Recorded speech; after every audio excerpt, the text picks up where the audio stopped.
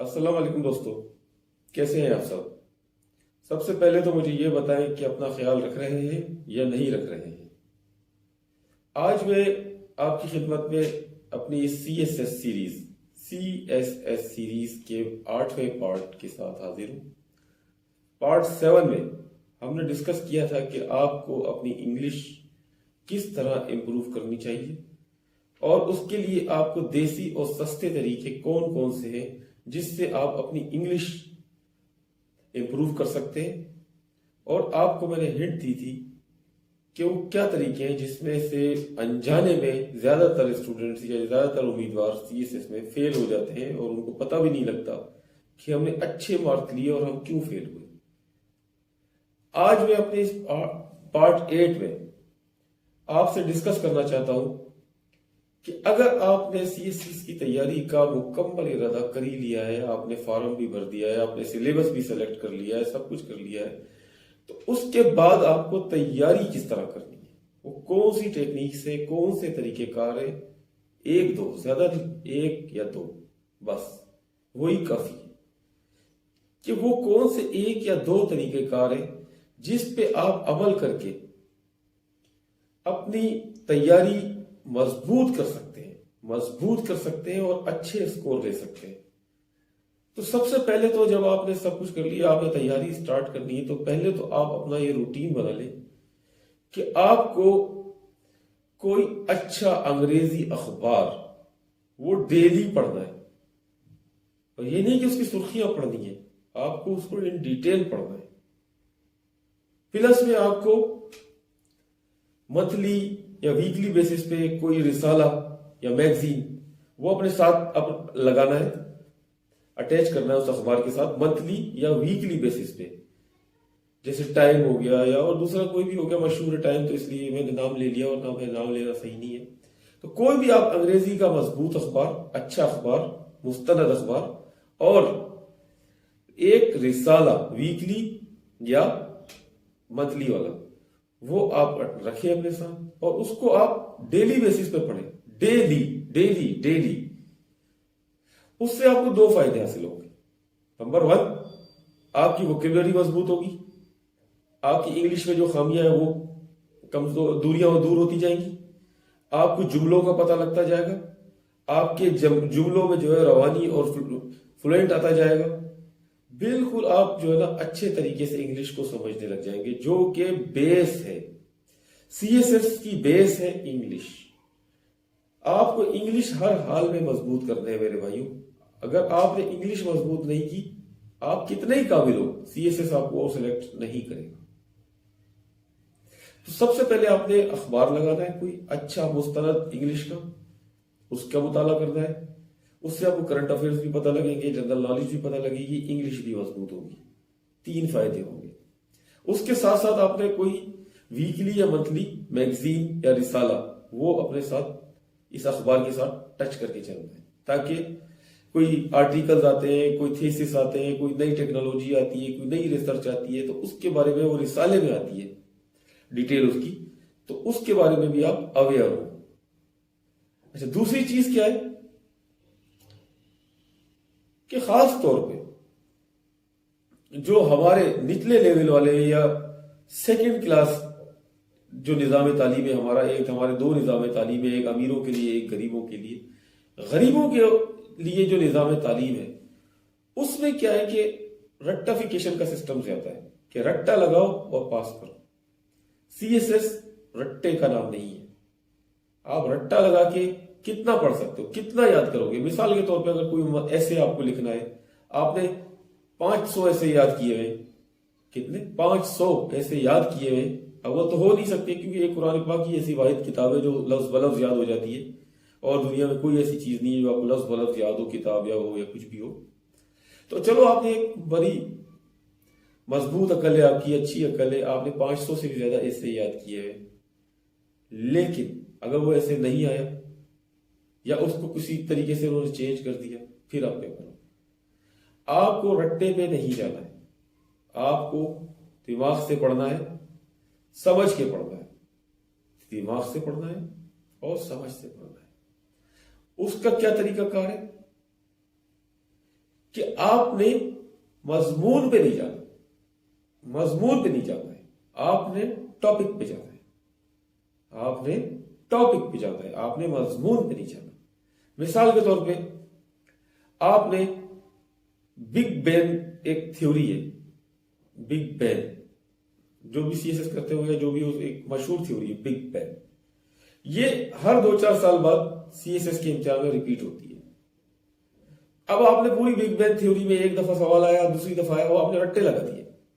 पूरी big bang theory का जो मजमून था या जो भी था वो आपको याद है, लेकिन जब आपका टर्न आएगा और हो सकता है बिग बैंग थ्योरी आए, तो वहां आपका रट्टा काम नहीं आएगा। क्यों काम नहीं आएगा? कि वहां पे वो सवाल को चेंज कर सकते हैं, सवाल को चेंज कर सकते हैं। कभी आपसे वो पूछेंगे कि इस पे नोट लिखें बिग बैंग थ्योरी पे, कभी आपसे पूछेंगे बिग बैंग थ्योरी को डिस्कस करें, कभी आपसे पूछेंगे कि इसको आप समराइज करें, कभी आपसे पूछेंगे कि इसको एलोबरेट कर दें, यानी फैला दें इसको, कभी आपसे कहेंगे कि इसके ऊपर अपने जाती ख्यालात बताएं कि ये ना होता तो ये क्यों ना होता, और ये हुआ है तो ये क्यों नहीं हुआ। तो ये सब चीजें आप उस वक्त डिस्कस कर सकेंगे जब आपको उस थ्योरी को आपने पढ़ के और समझ के याद किया होगा, आपको थ्योरी का पता होगा कि बिग बैंग थ्योरी क्या है। उसके बाद आपसे वो कहता है इसमें नोट लिखो, ये एक डिफरेंट थिंग है, वो आप नोट भी लिख सकते हैं। वो कहता है इसको आप डिस्कस करो, वो एक अलग थिंग है, वो भी आप लिख सकते हैं। उसके बाद वो कहता है कि आप इस पे समराइज करो या इसका खुलासा बनाओ, वो भी आप कर सकते हैं। या वो उसको कहता है कि आप इसको एक्सपेंड करो, इसको एलोबरेट करो, फैलाओ इसको कि इसके बाद क्या हो सकता था, इसके बाद क्या हुआ, वो भी आप उस वक्त कर सकेंगे जब आपने उस थ्योरी को पढ़ के किया होगा, टॉपिक को याद किया होगा। आपने सब्जेक्ट को क्या या मजमून को नहीं, टॉपिक को याद किया होगा।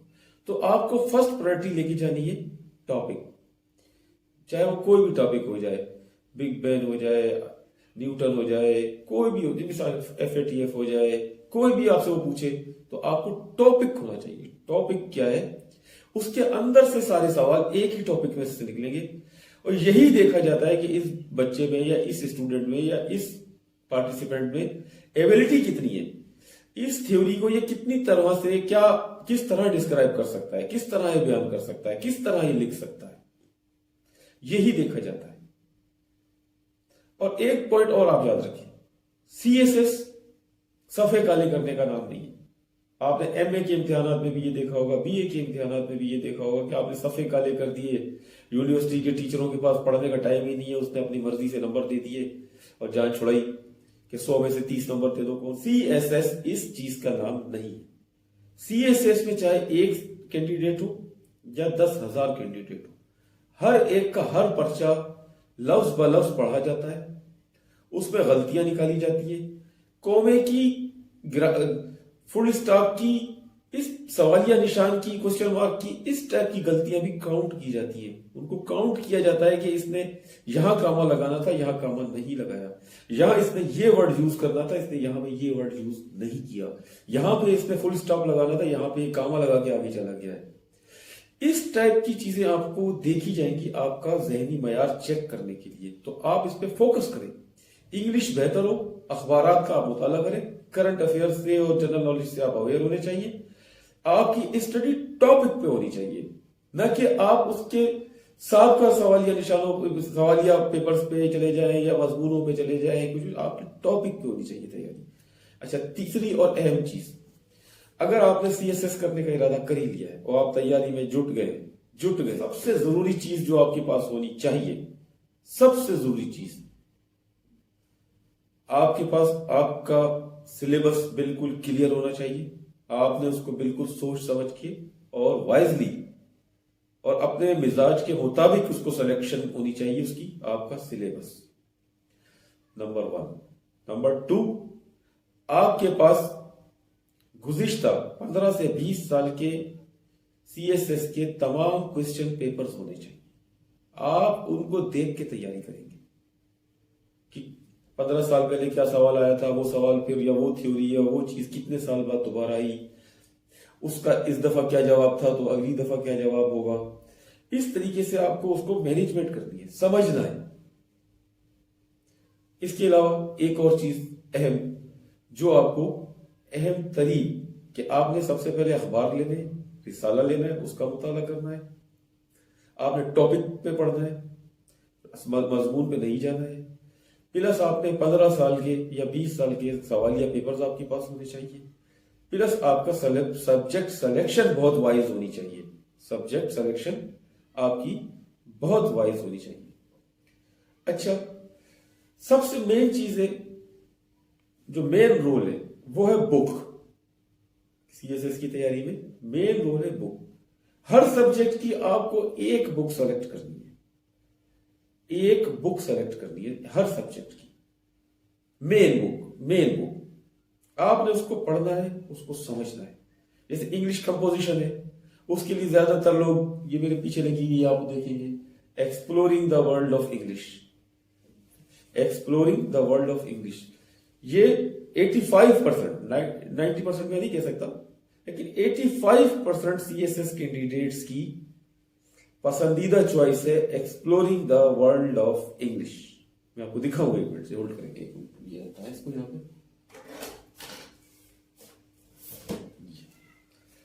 ये याद है, exploring the world of English. ये आपने पढ़नी है,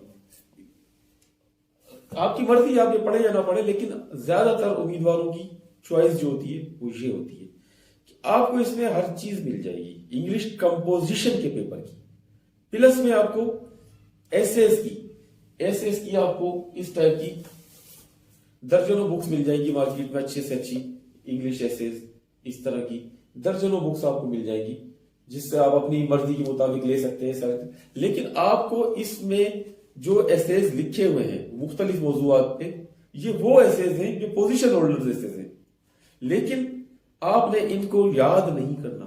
आपने इन एसेज को, बेशक ये पोजीशन होल्डर ऐसे हो, लेकिन आपने इसको याद नहीं करना है, आपने इसको समझना है कि इसका एसेस क्या है। समझ रहे हैं आप बात को, कि आपने इसको समझना है कि इसमें एसेस क्या है, वो एसेस आपने निकालना है और आगे रखना है, तब तो आप कामयाब है।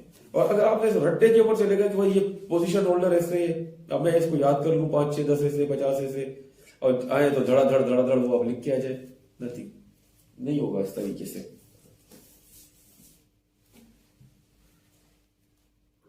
अच्छा, बुक्स आपने ले ली, एक मेन बुक ले ली। अब बुक पढ़ने का तरीका क्या होता है कि मेन बुक आप पढ़ रहे हैं, आपको उसमें से लाजमी बात है, हर बुक में कुछ ना कुछ लेकुनाज होते हैं, कुछ ना कुछ उसमें कमियां खामियां होती हैं। तो हो सकता है एक बुक के अंदर आपको पूरी आपकी तशफ़ी ना हो, तसल्ली ना हो, आपको उसमें लगे कि इसमें कुछ कमी है, तो आप उसकी सपोर्टिंग बुक एक और ले सकते हैं, 2 ले सकते हैं, 3 ले सकते हैं। लेकिन आपने माइंडसेट क्या रखना है कि अगर कि तैयारी आपने अपनी मेन बुक से करनी है, तैयारी आपने अपनी मेन बुक से करनी है जो आपने रखी है, मिसाल के तौर पर कंपोजिशन की। अगर इसमें से आपको कोई चीज समझ नहीं आती है, आप इसकी सपोर्ट में कोई बुक ले लें, लेकिन आपने उस बुक को पूरा याद नहीं करना है, आपने उस बुक को पूरा नहीं पढ़ना है, आपने उसमें से सिर्फ वही चीज लेनी है जो आपको इस बुक में कमी महसूस हो रही है। मिसाल के तौर पर आपको प्रेसी राइटिंग में दिक्कत हो रही है कि यार ये एक्सप्लोरिंग में जो है प्रेसी राइटिंग बेहतर नहीं है, मैं कहीं और से भी लेके आऊं, तो आपको उस दूसरी सपोर्टिंग बुक में प्रेसी राइटिंग पे जाना है। ये नहीं कि आप वो पूरी बुक दोबारा याद कर लें और पहली बुक को भूल जाए, अपनी जो मेन बुक है, ये नहीं करना है। और दूसरी चीज कि अगर आपने मेन बुक कोई सी भी सब्जेक्ट की हो, इस्लामियात की, सोशियोलॉजी की, साइंस की, आईआर की, इकोनॉमिक्स की, जो भी आपने लिए मेन बुक, अगर वो मेन बुक आप एक हफ्ते में या 10 दिन में खत्म करते हैं, उसको पढ़ते हैं, उसके नोट्स बनाते हैं, सब कुछ करते हैं, तो सपोर्टिंग बुक आपको 2 दिन में खत्म करनी है।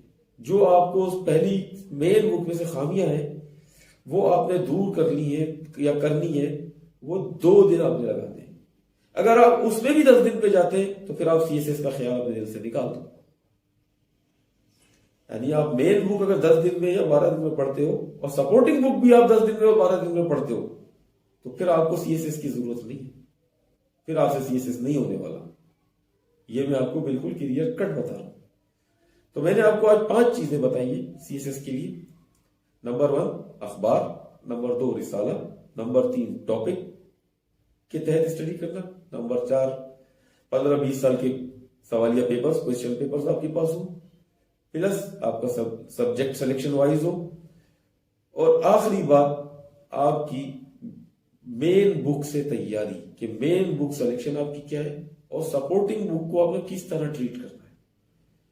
तब जाके तो आप सीएसएस के लिए तैयारी करना शुरू करो। लेकिन अगर आप स्टार्टिंग में महसूस कर लेते हो कि यार ये चीजें मुझसे नहीं हो पा रही है, तो आप सीएसएस की तरफ ना जाओ, ये टाइम का ज़िया है। तो आज के लिए इतना ही। इंशाल्लाह जो मेरा नेक्स्ट टॉपिक में लूंगा अपनी सीरीज सीएसएस 9, उसमें मैं आपको बताऊंगा इंशाल्लाह ताला, जिंदगी रही, सेहत तंदुरुस्ती रही, कि सीएसएस में लाइब्रेरी का और अकेडमी का, लाइब्रेरी का और अकेडमी का क्या किरदार है, और जिन लोगों को अकेडमी की या लाइब्रेरी की सहूलत मैसर नहीं है वो क्या करें। तो इंशाल्लाह जुड़े रहते हैं साथ। अगर आपको मेरी वीडियो समझ में आ रही है, पसंद आ रही है, तो मेरे channel MA Khan vision tips of success को सब्सक्राइब करें, ज्यादा से ज्यादा लाइक करें, शेयर करें, बेल आइकन को भी दबा दें।